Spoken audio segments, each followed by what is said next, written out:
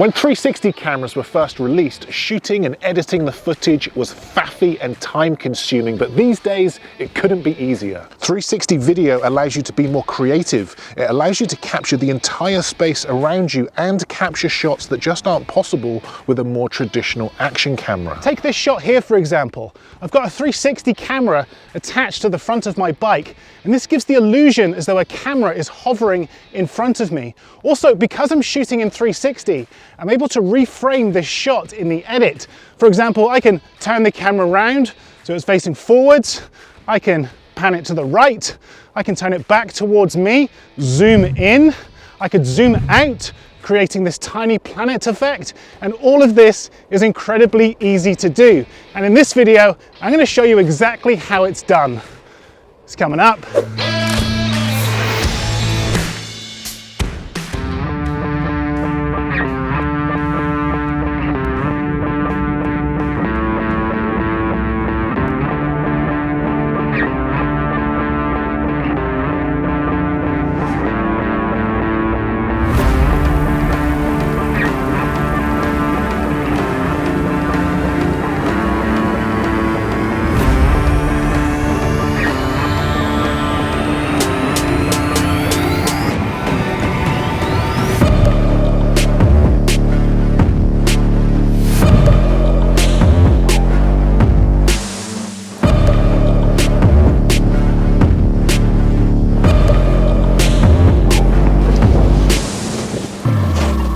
Hey everyone, Steve here from Learn Online Video, and today we're talking all about 360 video. I'm going to be giving you tips on how to shoot your footage as well as showing you just how easy it is to edit your footage. A big thanks to Insta360 for sponsoring this video and for sending out the Insta360 One X2. That's this camera here attached to the front of my bike via this extension pole. All of the footage that you saw in the opening sequence to this video was shot using this camera.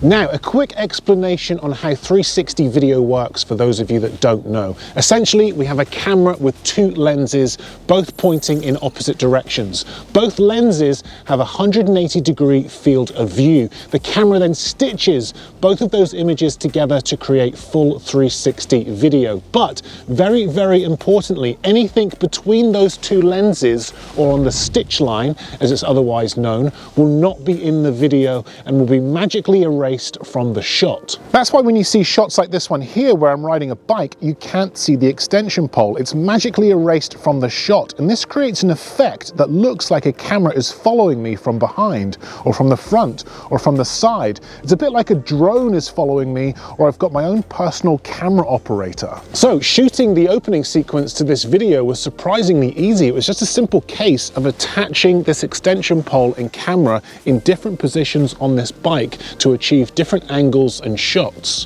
360 cameras are incredibly popular with extreme sports. You'll often see snowboarders or skiers tearing down the slopes using cameras just like this because of how easy it is to capture incredible looking footage. And one of the best parts about shooting in 360 is that you never miss anything. You can just reframe and focus on whatever you like in the edit. And this is one of the main reasons you would shoot using a 360 camera compared to a more traditional action camera, like this one here, for example. With a more traditional action camera, you need to think about what you're shooting when you're shooting. You need to think about things like framing, composition, and all of this can be very distracting, especially when you're doing some kind of an extreme sport. So now you know how to shoot your 360 footage. What are some tips to make sure that you capture the best shots possible? Okay, let's talk about the invisible selfie stick, because this is an absolute must for anyone shooting in 360. You don't need to attach your selfie stick to a bike or hold it while snowboarding down a mountain. You could just keep things simple, walk with your selfie stick and have your camera in front of you. This is a great way to film yourself, perfect if you're shooting a solo travel video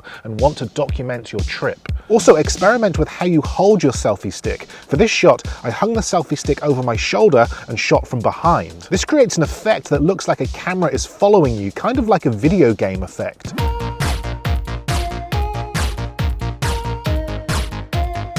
You can also hold your camera above your head. This creates a great looking top-down shot and replicates a drone following you from above. Perfect if you don't have a drone, can't get permission to fly, or just want a quick and easy alternative. You could also use your 360 camera for short films. Try running with your camera low to the ground. Yes, you'll look like a complete maniac running through the woods with a selfie stick, but just look how good this shot looks. This would be perfect for a chase scene or some kind of dramatic reconstruction. Try running under things, passing things closely, try jumping over things. All of this will help add movement and interest to your shot. Also, experiment with the framing and composition of your shot in the edit. You could start with the camera facing up, pan down, hold it for a few seconds, then turn the camera to show what's approaching. The possibilities are endless. Now, for those of you that don't fancy running full pelt through the woods holding a selfie stick, then there are plenty of other ways you can use this camera. You could, for example, just place the camera on a tripod and have the camera track you as you walk. Again, this is perfect if you're a solo shooter looking to add more movement to your shots. There are also a ton of different effects that you can do with 360 cameras. Insta360 make the whole process as easy as possible. A particular favorite of mine is the bullet time effect. You'll need the bullet time handle to pull this one off. Just attach it to your selfie stick and spin it around your head.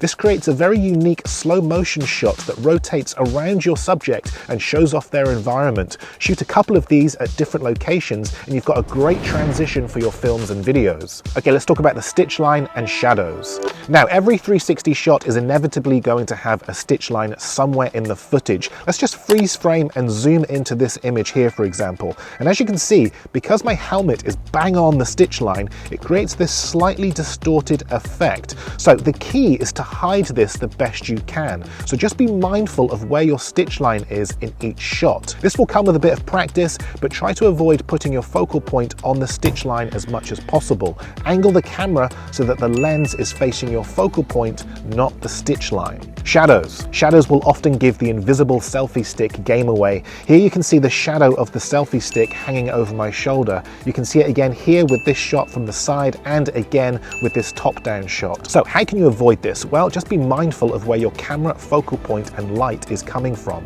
Avoid shooting in harsh lighting situations where there are lots of shadows, and frame your shot so that your camera isn't creating an obvious shadow. Okay, now let's talk about the best way to edit your 360 footage. Now, one of the best things about using an Insta360 camera is that it comes with an incredibly intuitive app which allows you to very easily edit your footage. It has effects like clone trail, fly lapse, flash dash, effects that just a few years ago would have taken hours, if not days, to edit. But with the app, it basically does it all for you. It even walks you through the filming process for each shot, so it really couldn't be easier. Using the app is by far the easiest, quickest, and most fun way to edit your 360 footage. Easy because you can do it all on your phone from basically anywhere in the world. Quickest because the app does a lot of the editing for you, and most fun because there are so many effects and features to help make your footage look unique, creative, and professional. Now, let me show you a quick example of one of my favorite features called Snap Wizard. Now, Snap Wizard is a total game changer when it comes to reframing your 360 footage. Let me show you what I mean. Let's say you've got some footage like what I do here of someone running through the woods. You could use the AI to lock onto your subject so that they remain in the center of frame. This works really well. Or if you want to look around your environment, this is where Snap Wizard comes in. Okay, so I've mirrored my phone on the screen so you can see exactly what I'm doing here, okay? I'm currently in edit mode, so I'm going to select Snap just here on the top left. Now, what this will do, as soon as I hit the record button, Snap Wizard will start recording all of my edits and my framing. So there are two ways to do this. Let me show you the first way. I'm going to hit record like this. Now it's recording all of my movements, so I could just with my finger simply turn the camera around like this as we go through these trees and turn it back again like this. But I don't find that the smoothest way. So look, let's just stop recording and we can delete those like that. And now this time, this is by far my best way to reframe your 360 footage, and you need a bit more space for this, okay? So I'm going to stand back. Now, what I'm going to do is I'm actually going to physically move my camera to record the reframing of this edit, okay? So look, let's start the clip back at the beginning here. So our subject is in the middle, and this time I want to start with the camera pointing up like this. Okay, here we go, let's press record. And we're going to hold it here just for a couple of seconds. Now let's tilt the camera down onto our subject. Now let's hold it here. Now let's turn the camera around as we go past this tree. And now let's turn it back as we jump over these logs and stop recording. And I can do this as many times as I like until I'm happy with it. This, for me, is by far the quickest, easiest, and most fun way to reframe your 360 footage. Now, another really important thing worth mentioning here is that I'm making all of these edits on my phone direct from the camera. I haven't had to download all of the footage before I can start editing, which is what you have to do with a lot of other cameras. And this just unnecessarily clogs up all the storage on your phone. So another great feature from Insta360. You can also change the dimension of your video with the tap of a button. Maybe you need a 16:9 ratio for YouTube, done.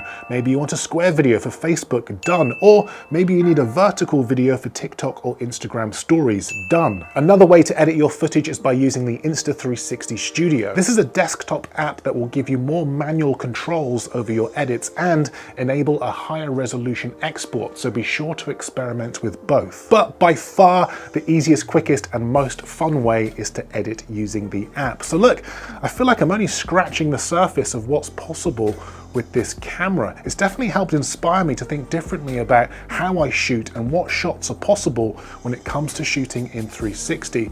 If you'd like to learn more about the Insta360 One X2, I will link it below along with all the accessories that I've used in this video. And if you found this video useful, do let me know by giving it the old thumbs up. And if you'd like to see more content like this, learn more about video production, you can do that by watching one of my other videos just over there. But that's it from me.